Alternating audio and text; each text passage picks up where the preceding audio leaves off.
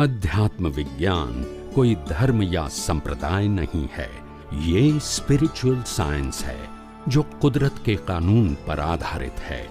ये विज्ञान पूरे ब्रह्मांड के सभी रहस्यों को उजागर करता है और जीवन के सभी पहलुओं को समझने के लिए एक नई दृष्टि देता है। इसी को आर्ट ऑफ विजन कहते हैं, दुनिया को देखने की एक नई दृष्टि, जो अध्यात्म विज्ञानी परम पूज्य स्वामी श्री कमलेशानंद जी के निर्देशन में सनातन सत्य का अनुसंधान कर हमारे जीवन को प्रकाशित करे। जय सच्चिदानंद। के अंते माणसे छोड़े के न छोड़े, पर कुदरत छुड़ावानी छे एमां ऑप्शन नथी।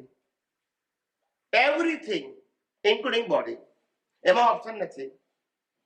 नहीं छोड़વું नहीं विचारो तो पण it is compulsory for all. जे कुदरतનું છે એમાંથી એક તણખલું પણ તમે નહીં લઈ જઈ શકો। નહીં માનો તોય જે કુદરતનો કાનૂન છે એ નહીં માનો તો પણ it is applicable for all. સમજી ગયા? જે વસ્તુ કંપલ્સરી છે એમાં ઓપ્શન તમે માનો કે કોઈ ફેર નહીં પડે। હું નથી માનતો તો છોડવા એટલે कुदरत लई ज लेशे, नहीं मानो तो है क्या ना। जे वस्तु कंपल्सरी छे मैं तमे शुं करी शकतो। હવે ત્રીજું એંગલ કહું છું, third angle. if the persons now they know the fact of universe in a terms of realization, I'm talking about insight, એને અનુભવ થઈ ગયો કે આ જીવનની અંદર family life, commercial life, religious life, there is no value as per the subject of soul. तो ये घर बार परिवार से जंगल में जाते हैं, they don't need social life, religious life, commercial life, they don't need, because they only need to realize the soul.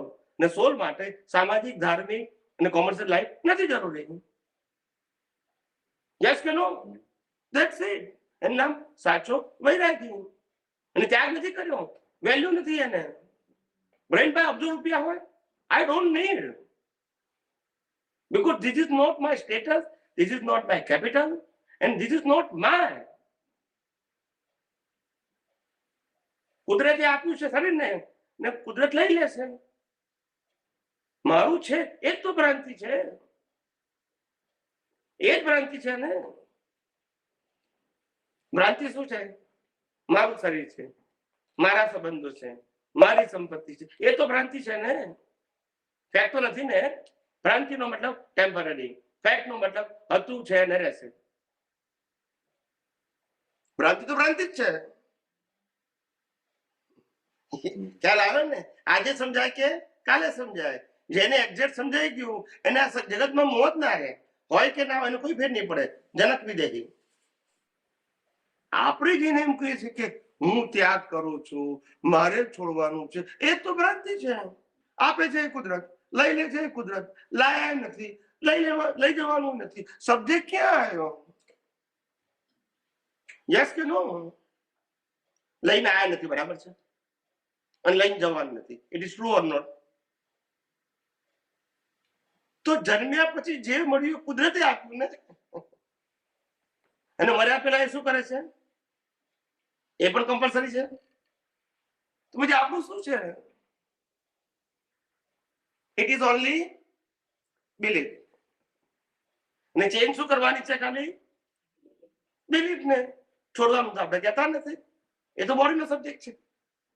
Yes કે નો? પણ બિલીફ તો બદલવી પડશે ને।